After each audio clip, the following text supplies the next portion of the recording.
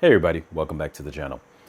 And today I just want to get into a video breaking down, before we had spoke about in the past video about Netflix buying out Time Warner.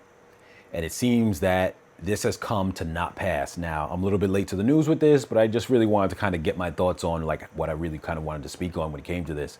And so I know a lot of people kind of spoke just on the just the concept of that it didn't happen, along with the fact that Paramount is the ones who purchased them out. But I just wanted to kind of speak from a different point of view. So this would have been a really big move for Netflix, but I'm going to tell you what I think their thought process was behind it, and kind of where, after doing a little bit of research, just a little bit, when it came to Paramount, where they stand. So first off, Paramount is a company that, they've done movies and whatnot, and they own a lot of other different, entities underneath those umbrellas, similar to how when we mentioned Time Warner had owned a lot of things. And I did a past video on that, so I don't recall all the things I had listed at the time, but I think that they had included things like HBO and a few other different things and sports channels and whatnot. Now, the thing about it though is Paramount owns a few different things, but we obviously know the movie world is kind of falling to pieces a little bit, in the sense that no one goes to the movie theaters as much anymore. It's just not a thing anymore, not to that level. And they do have other things in streaming services, and I don't know all the things that fall underneath their umbrella for streaming services, but I can honestly say that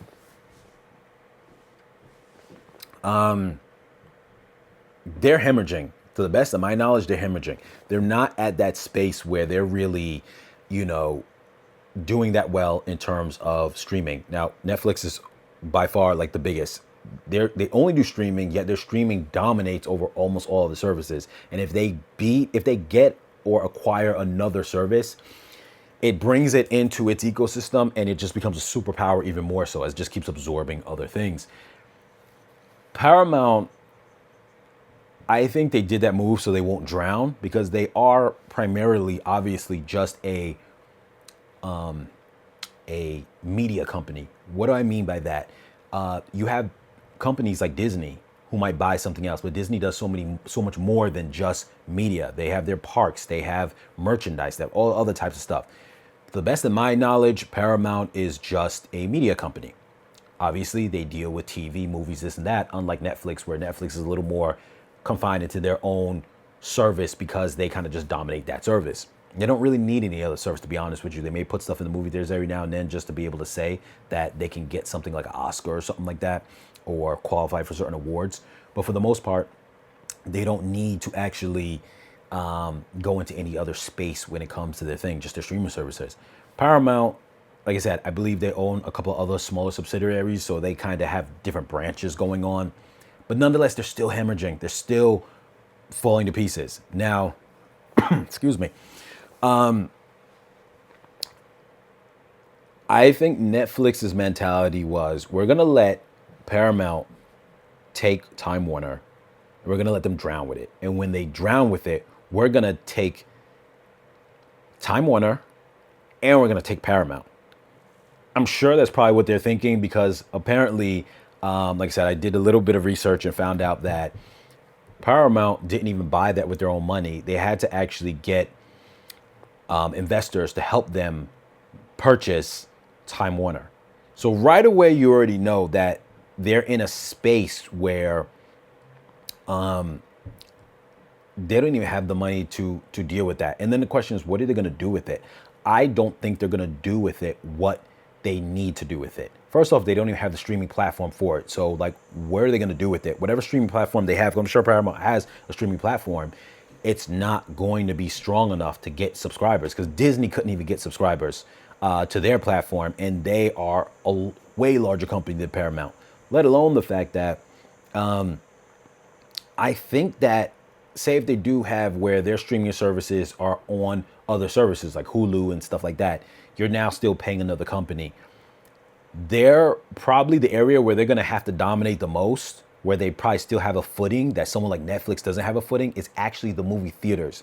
And I'll be honest with you, they would need to put out, I want to say roughly about probably like 20 good, not cheap, horrible movie, 20 good movies a year, every year, for them to make use of buying out Time Warner.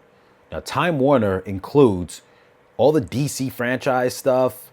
I believe that it includes HBO. I'm not really too sure. I'd have to go back and check. But just looking at the DC properties alone, and all the shows that they used to put on CW channel, whatever in your area, whatever that was for CW, WB, CW, all those kind of things. They have access to all those kind of franchises. They really would need to. No one watches TV anymore, so you'd have to make sure your shows are on a streaming platform. No one wants to see them on your platform, so you're gonna have to put them on another place's platform, unfortunately, and you got to pump out movies. I don't think they're going to be able to do that. So I think what's going to happen is Netflix is just going to wait for their demise, and then Netflix is going to buy them out. And I think it's just going to be a thing of watching these things kind of happen. Now, somebody like Netflix, not Netflix, Disney could come along and try to buy Time Warner too. I don't think Disney would do that though, because I think that there'd be a conflict of interest with owning DC and Marvel, I think. To a degree. Not to say they can't, but like it would kind of be hard, I think, for them to navigate both of those.